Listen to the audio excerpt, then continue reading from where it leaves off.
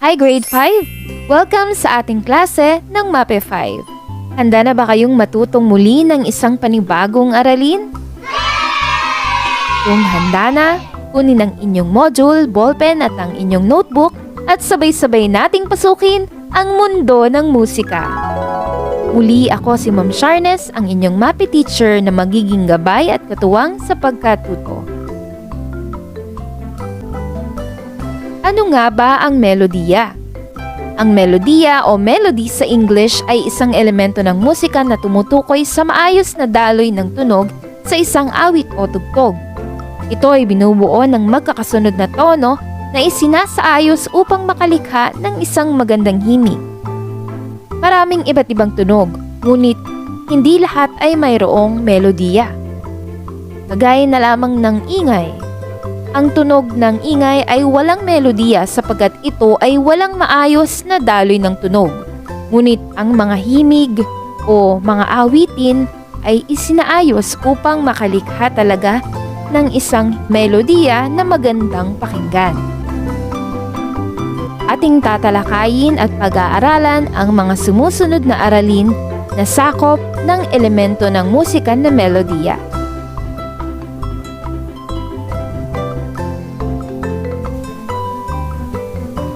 Codaly hand signs. Masdan ng larawan. Pamilyar ka ba sa Codaly hand signs? Alam mo ba kung saan ito ginagamit? Ano ba ang gamit ng Codaly hand signs at saan ito nagmula?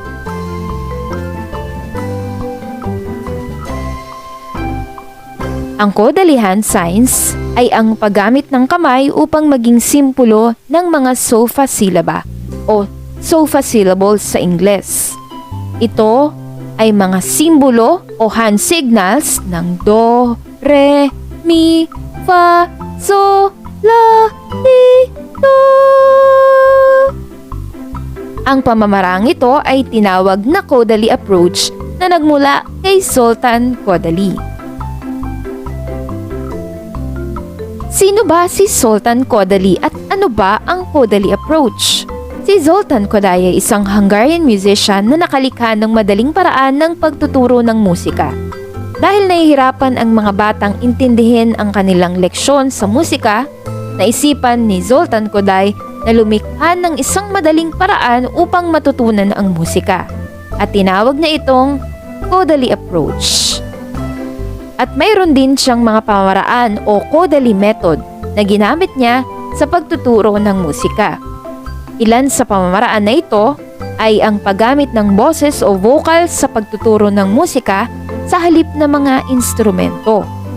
Imbis na tunog ng instrumento ang ipaparinig niya sa mga bata, ginamit niya ang boses upang mas maging madali itong tandaan at maunawaan ng kanyang mga mag-aaral. Isa pang pamamaraan na kanyang nilikha ay ang Codaly hand signs. Ito ay paggamit ng hand signal tuwing ituturo niya o ipapaawit ang sofa syllaba.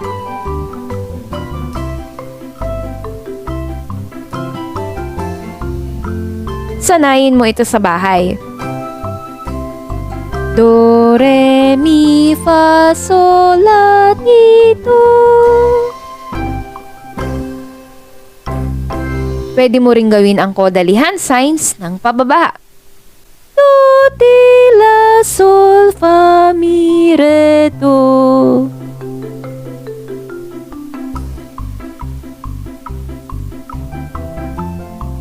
Ngayon, alamin natin kung ano naman ang F clef. Ang F clef ay isang notasyon na tinatawag ding bass clef. Tinawag itong F clef dahil ang pagguhit nito sa staff ay nagsisimula sa pitch name na F. Kung makikita nyo, narito ang ulo o head ng F clef. Dito tayo nagsisimulang gumuhit ng F clef. Ito ay nasa ika-4 na staff o limguhit. Bilangin nga natin. 1, 2, 3, 4. Ipagmasdan natin ang larawan ng F clef. Ito ay guhit na parang C na baliktad. At magtatapos naman sa ikalawang linya. Pagmasdan ang grand staff. Makikita dito ang treble clef at ang bass clef. Ang lower do ay nasa ikalawang puwang o ang C. Samantalang sa G clef naman, ang lower do o middle C ay nasa ledger line. Pinapakita lamang sa grand staff na ito na ang bass clef o F clef ay mayroong mababang range o tono. Samantalang ang treble clef o G clef ay mayroong mataas na range. Tingnan natin muli. Ang head ng F clef ay nasa notang F or Fa, kaya siya tinawag na F clef. Magkatapat sila. Samantalang ang head o pinagsisimulan ng guhit ng G clef ay nasa ikalawang linya. Ito ay ang posisyon kung nasaan ang G o So. Kaya ito ay tinawag na G clef. Kung inyong mapapansin, ang dulo ng clef ay siyang nagsisimbolo kung nasaan ang posisyon ng pinagsisimulan ng lower do. Tignan sa treble clef, ito ay nasa katapat ng middle C o ng lower do. Ibig sabihin dito nagsisimula ang do. Ganon din sa F clef. Ang buntot o dulo ng F clef ay nagsisimbolo bilang pinagsisimulan naman ng lower do. Ito ay nasa puwang.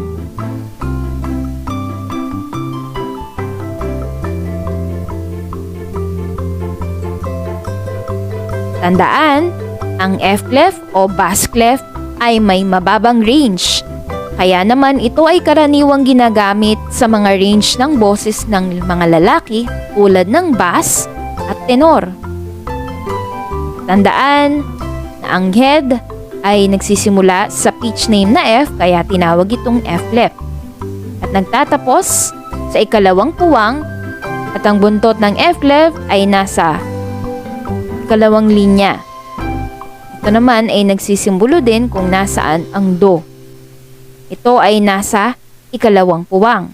Samantalang sa G clef naman, tandaan na ito ay nagsisimulang iguhit sa ikalawang linya kung nasaan ang posisyon ng pitch name na G at ang dulo nito ay natatapos sa tapat ng ledger line o invisible line na siya namang pinagsisimulan ng lower do sa treble clef. Ang G clef o treble clef ay ginagamit naman para sa mataas na range. Ginagamit ito kadalasan sa mga range ng boses ng mga babae tulad ng alto at soprano. Mga pangalan ng nota sa F clef. Makikita nyo ang sofa-syllaba o sofa-syllables, ang do, re, mi, fa, so, la, i, do. Ito ang lower do at ito naman ang higher do. At ito ang kanilang letter name o pwede rin nating tawaging pitch name. C, D, E, F, G, A, B, C. Upang madaling tandaan, ang mga nota na nasa line ay D, F, A, C. Maaari din natin itong isama. Ang B nasa ikalawang linya at ang G na nasa ikaunang linya ng staff. At kung isasama natin ang ledger line na nasa ilalim nito ay E.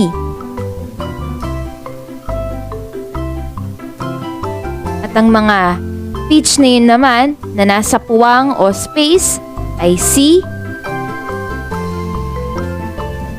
E, G, at B.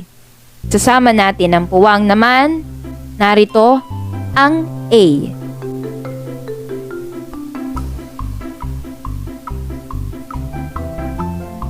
Narito ang mga pangalan naman ng nota sa G-clef. Ang mga nota na makikita sa linya ng staff, E, G, B, D, F. Para mas madaling tandaan, every good boy does fine. At ang mga nota naman na nasa space o puwang ay face o father always come early. Tandaan, ang bawat guhit at puwang sa staff ay may akmang pangalan na hango sa unang 7 titik ng ating alpabeto. A, B, C, D, E, F, G. Ang mga titik na ito ay tinatawag nating pitch names o letter names. Nakabatay sa uri ng clef ang tiyak na pitch names ng bawat guhit at puwang na matatagpuan sa unahan ng staff. Dapat nating tandaan na simula sa ibaba ang pagbilang ng mga linya o guhit, gayon din sa pagbilang ng mga puwang.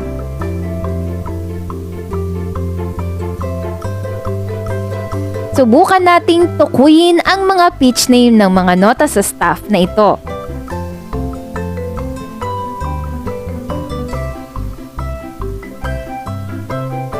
I-pause ang video at sagutan.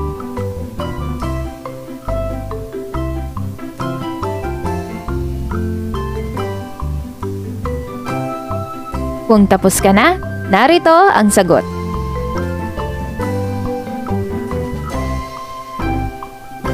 Nakuha mo ba ng tama? Mahusay!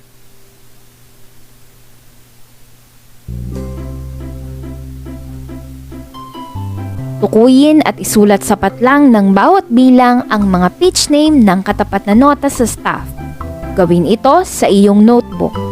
Matapos sagutan, tingnan ang likuran ng iyong self-learning module at tsekan ang sarili mong gawa.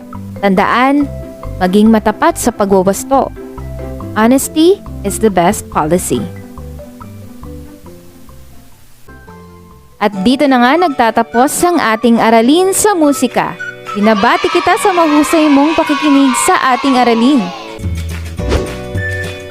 Muli, ako si Ma'am Sharnes, ang inyong MAPI teacher. Hanggang sa muli, paalam!